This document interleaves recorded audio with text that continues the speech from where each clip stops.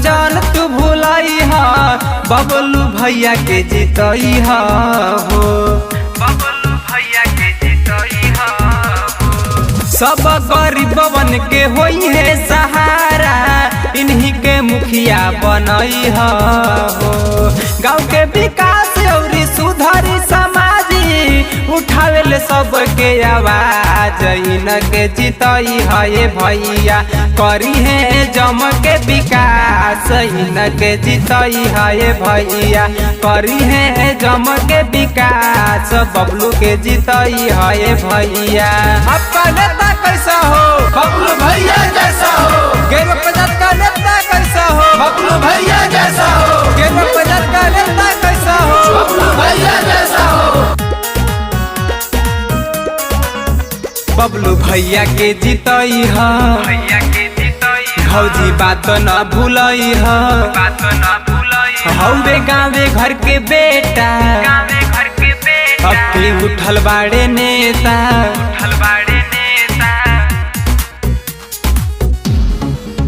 बबलू भैया के जीतई हा, भौजी बात न भूलई हा, हौवे गाँवे घर के बेटा, अब के उठल बाड़े नेता। नाला सड़क कोने कोने बनवाई है, चाचा लोग करी विश्वास, बबलू के जीतई है चाची करी है जम के विकास, इनके जीतई है चाची करी है जम के विकास, बबलू के जीतई है चाची। बबलू भैया जिंदाबाद जिंदाबाद जिंदाबाद। बबलू भैया जिंदाबाद जिंदाबाद जिंदाबाद। आपका नेता कैसा हो? बबलू भैया जैसा हो। आपका नेता कैसा हो? बबलू भैया जैसा हो।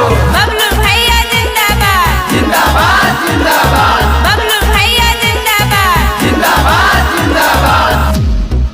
गेरुआ पंचायत के हबतिया, चाचा भोला दिन रतिया, चाचा बबलू भैया जैसन केहू बाटे न संगतिया।